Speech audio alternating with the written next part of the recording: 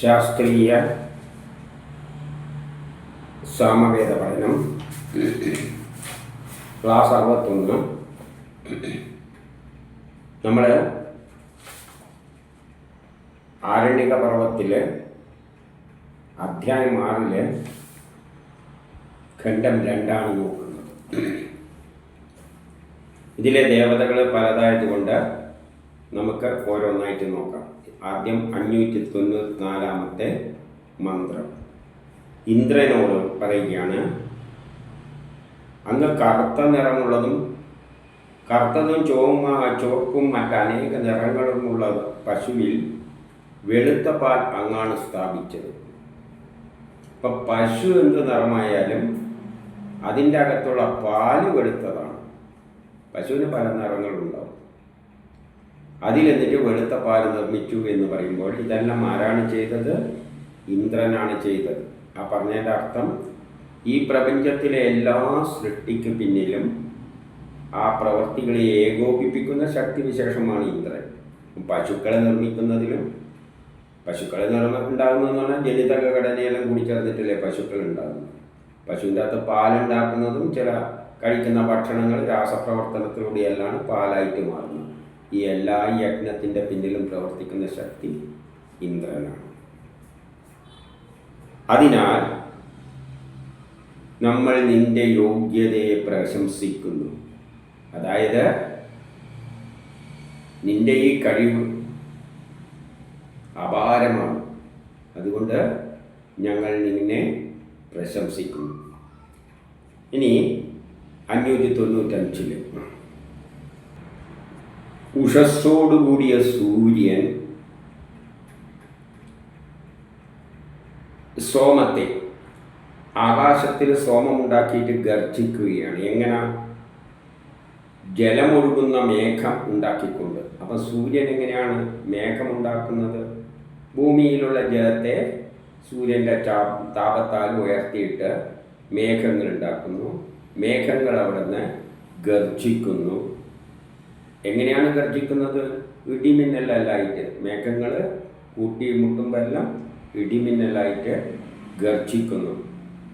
എന്നിട്ട് ലോകത്തിന് ശക്തിയും അന്നവും എല്ലാം നൽകുന്നു.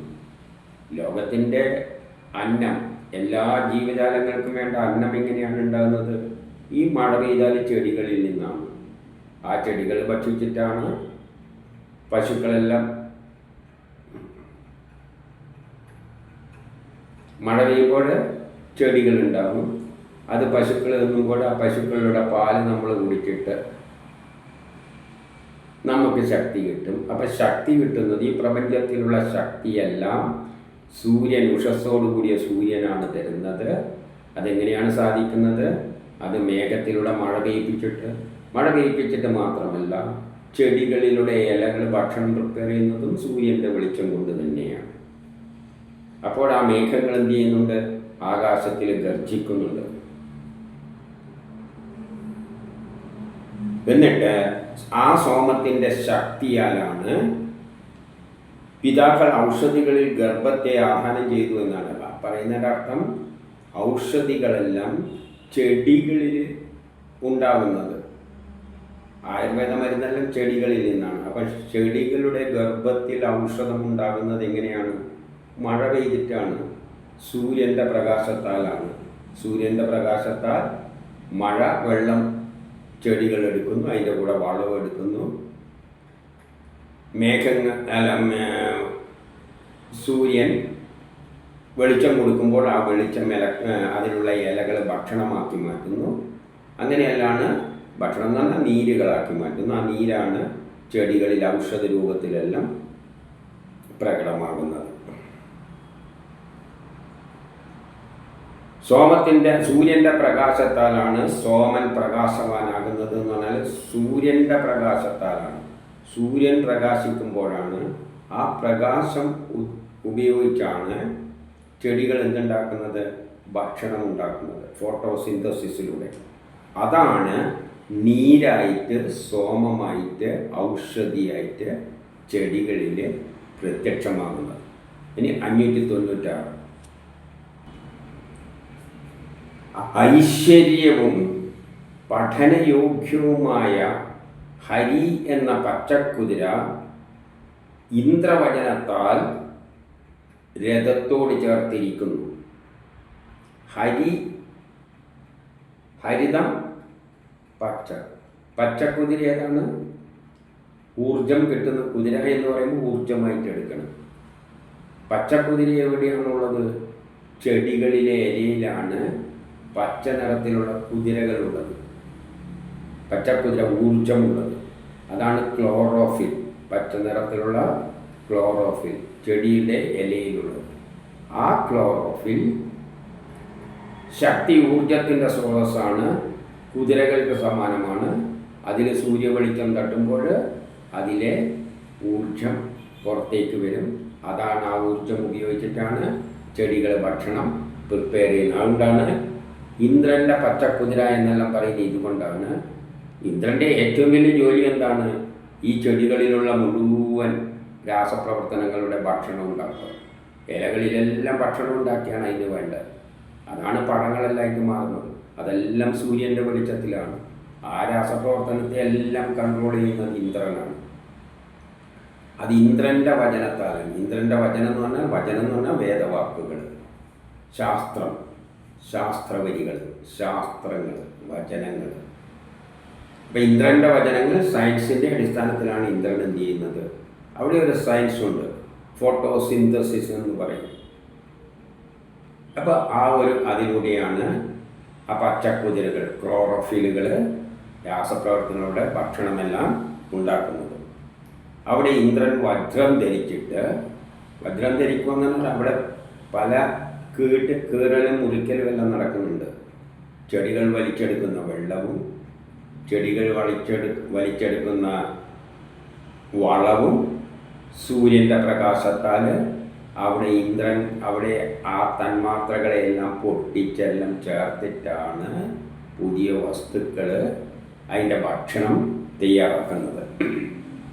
അപ്പോൾ ആ ഇന്ദ്രൻ എന്നുണ്ട് വജ്രം ധരിച്ചിട്ട് ആഭരണങ്ങളിൽ അണിച്ചിട്ട് നല്ല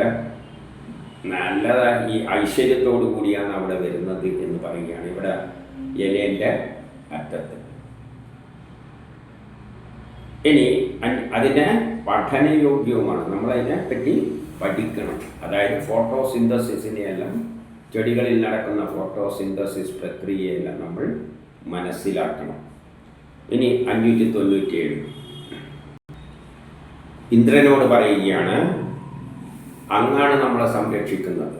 നമ്മുടെ എല്ലാ കർമ്മത്തെയും ഏകോപിപ്പിച്ച് നമുക്ക് ഫലം നൽകുന്നത് ഇന്ദ്രനാണ്. ചോറ് വെക്കേണ്ടപ്പോൾ അരിയും വെള്ളം കൊടുത്താൽ ചോറാക്കി തരും. അവിടെ ഒരു സയൻസ് ഉണ്ട്. ആ സയൻസ് അനുസരിച്ച് എന്ത് കർമ്മം ചെയ്യുമ്പോഴും നമ്മളെ കൊടുക്കുന്ന ഇൻപുട്ടിനെ പ്രൊഡക്റ്റാക്കി മാറ്റുന്നത് ഇന്ദ്രനാണ്. അതുകൊണ്ട് ഇന്ദ്രനാണ് നമ്മുടെ സംരക്ഷകൻ. പോരാട്ടത്തിലും യുദ്ധത്തിലുമെല്ലാം അങ്ങ് വിജയിക്കുന്നു. പോരാട്ടം എന്ന് പറഞ്ഞാൽ നമ്മൾ എന്ത് കർമ്മം ചെയ്യുമ്പോഴും every action there is equal and opposite reaction. ഒരു എതിർപ്പുണ്ട്. ആ എതിർപ്പിനെ മറികടന്നുകൊണ്ടാണ് നമ്മൾ കൊടുക്കുന്ന വസ്തുവിനെ പുതിയ വസ്തുവായിട്ട് മാറ്റിത്തരുന്നത്. അപ്പം ഇന്ദ്രൻ എല്ലായിടത്തും വിജയിക്കും. പക്ഷേ നമ്മൾ സയൻസിലൂടെ യത്നം ചെയ്യണം. അങ്ങനെ നമുക്ക് അങ്ങ് എപ്പോഴും രക്ഷ നൽകിയാൽ. ഇനി 598 പറയുകയാണ്, വസിഷ്ഠന് പ്രധനെന്നും ഭരദ്വാജന് സുപ്രധനെന്നും ഓരോ പുത്രന്മാരുണ്ട്. ഇവിടെ രണ്ടും ഋഷികളാണ്. വസിഷ്ഠനും ഭരദ്വാജനും വേദങ്ങളെല്ലാം എഴുതിയ ഋഷികളാണ്, ശാസ്ത്രജ്ഞാനമുള്ളവരാണ്. അതിൽ വസിഷ്ഠൻ അനുഷ്ഠൂപ് ഛന്ദസ് ചേർന്ന ധർമ്മത്തെ പ്രാപിച്ചു. അനുഷ്ഠൂപ് ഛന്ദസ്സിലൂടെയാണ് വസിഷ്ഠൻ കർമ്മങ്ങളെല്ലാം ചെയ്തിരിക്കുന്നത്. അനുഷ്ഠൂപ ഛന്ദസ് എന്നെല്ലാം പറയുന്നത് രാസപ്രവർത്തനങ്ങളാണ്. ആറ്റങ്ങൾ പലതരം രാസപ്രവർത്തനത്തിലെല്ലാം ഇടപെടുന്ന അത്തരം സൂക്ഷ്മമായ പ്രവർത്തനങ്ങളെ, കെമിസ്ട്രിയുടെ അകത്ത് നടക്കുന്ന തരത്തിലുള്ള പ്രവർത്തനങ്ങളെയാണ് അനുഷ്ഠൂപ് ഛന്ദസ് കൊണ്ട് ചിന്തിക്കേണ്ടത്. അപ്പം വസിഷ്ഠനെല്ലാം അത്തരം ശാസ്ത്രങ്ങളിൽ നിപുണരായിരുന്നു. അതുകൊണ്ടാണ് അവർക്ക് ചെടികളിലുള്ള ഫോട്ടോസിന്തസിസിൽ നടക്കുന്ന രാസപ്രവർത്തനങ്ങളെല്ലാം മനസ്സിലാക്കാൻ കഴിഞ്ഞത്.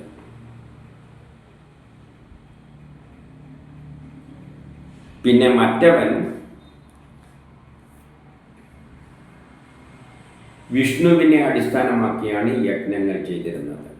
വിഷ്ണു എന്ന് പറയുന്നത് സംരക്ഷണം. ഈ പ്രപഞ്ചത്തിൻ്റെ സംരക്ഷണത്തിന് വേണ്ടിയുള്ള എല്ലാ യജ്ഞങ്ങളും മറ്റവനിലൂടെയാണ്, അതായത് ഭരദ്വജനിലൂടെയാണ് നടന്നിരിക്കുന്നത്. സൂക്ഷ്മമായ കെമിസ്ട്രിയായിട്ട് ബന്ധപ്പെട്ടതെല്ലാം വസിഷ്ഠനും മറ്റേ പ്രപഞ്ചത്തിലെ മറ്റുള്ള പൊതുവായ കാര്യങ്ങളെല്ലാം ഭരദ്വജനും അവൻ്റെ പുത്രന്മാരിലൂടെയെല്ലാണ് കാര്യങ്ങൾ നടന്നിരുന്നത്. ഇനി 599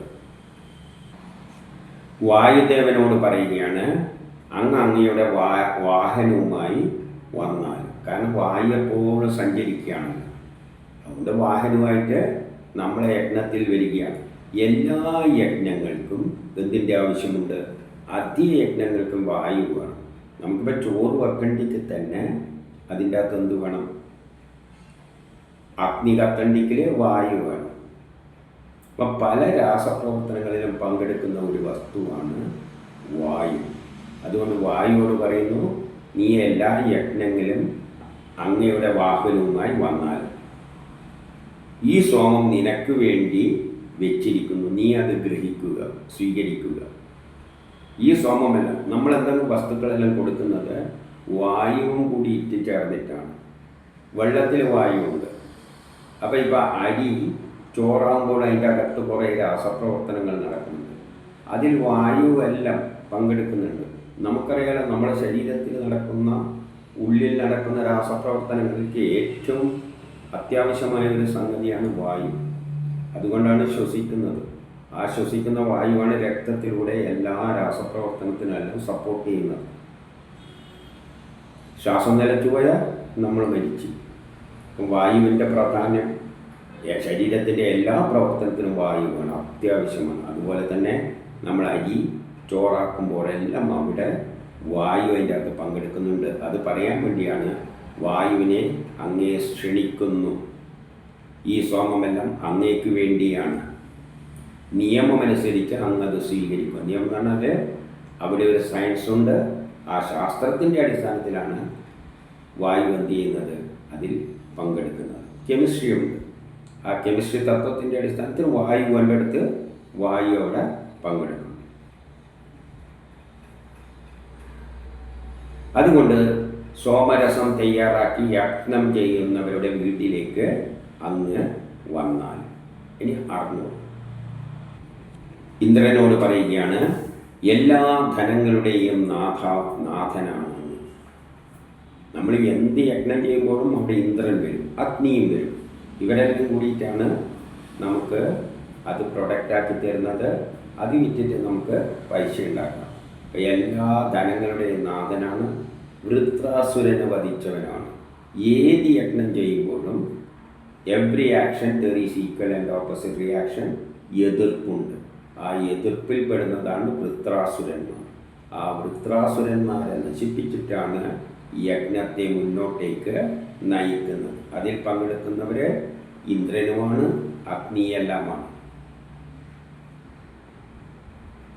അങ്ങനെയാണ് അന്തരീക്ഷം, ദുലോകമായ അന്തരീക്ഷം ഉറപ്പിച്ചതങ്ങാണ്. അന്തരീക്ഷം ഉണ്ടാക്കിയതും ഇന്ദ്രൻ തന്നെയാണ്. അന്തരീക്ഷം എന്ന് പറഞ്ഞാൽ മുകളിൽ കാണുന്ന മേഘങ്ങളെയെല്ലാം ഉണ്ടാക്കി വെച്ചിരിക്കുന്നത് അങ്ങാണ്. അങ്ങും അഗ്നിയും കൂടിയിട്ടാണ്. സൂര്യൻ്റെ ചൂടിനാൽ ജലം ഉയരും, അത് അന്തരീക്ഷത്തിൽ ഉയർന്ന് മേഘമായി തീരും. 2 ലോകങ്ങളുണ്ട്. ഈ ലോകവും മുകളിലുള്ള ലോകം. മുകളിലുള്ള ലോകം എന്ന് പറഞ്ഞാൽ 7 ലോകങ്ങളുണ്ടല്ലോ, അതെല്ലാം ഉണ്ടായിരിക്കുന്നത് ഊർജത്തിൻ്റെ സഹായത്താലാണ്. അതിലെല്ലാം പങ്കെടുത്ത് പൂർത്തീകരിച്ചിരിക്കുന്നത് ഇന്ദ്രനാണ്. അതുകൊണ്ട് അന്തരീക്ഷത്തെ ഉറപ്പിച്ചതും ഇന്ദ്രൻ തന്നെയാണ്. ഊർജമില്ലാതെ ഒന്നും നടക്കില്ല. അതുപോലെ എന്ത് യജ്ഞം നടക്കുമ്പോഴും അതിനെ ഏകോപിപ്പിക്കാൻ, സയൻസിൻ്റെ അടിസ്ഥാനത്തിൽ ഏകോപിപ്പിക്കാൻ ഒരു ശക്തിയുണ്ട്. അതും ഇന്ദ്രനാണ്. അപ്പോൾ ഇന്ദ്രനും അഗ്നിയും ഇല്ലാതെ ഒരു യജ്ഞവും ഇവിടെ ലോകത്തിൽ നടക്കില്ല. സൃഷ്ടിയുടെ പിന്നിലെല്ലാം ലോകം 14 ലോകങ്ങളുണ്ടായിരുന്നു. 2 ലോകങ്ങളായി തിരിച്ചതുമെല്ലാം ഇന്ദ്രനും അഗ്നിയും കൂടിയാണ്. ഈ ശക്തിവിശേഷം അങ്ങേക്കല്ലാതെ മറ്റാർക്കും പറ്റില്ല. അപ്പോൾ ഇന്ദ്രൻ അഗ്നിയുടെ സഹായത്താലാണ് ഇതെല്ലാം സാധിപ്പിച്ചെടുത്തിരിക്കുന്നത്, ഊർജത്തിൻ്റെ സഹായത്താൽ. നമ്മൾ എന്തൊക്കെ യജ്ഞം ചെയ്യുമ്പോഴും ഊർജം ഉപയോഗിച്ചാണ് നമ്മൾ ചെയ്യുന്നത്. അപ്പോൾ നമ്മൾ ചെയ്യുന്ന ആ യജ്ഞത്തെ പൂർത്തീകരിക്കുന്ന ശക്തിവിശേഷം ഇന്ദ്രനാണ്.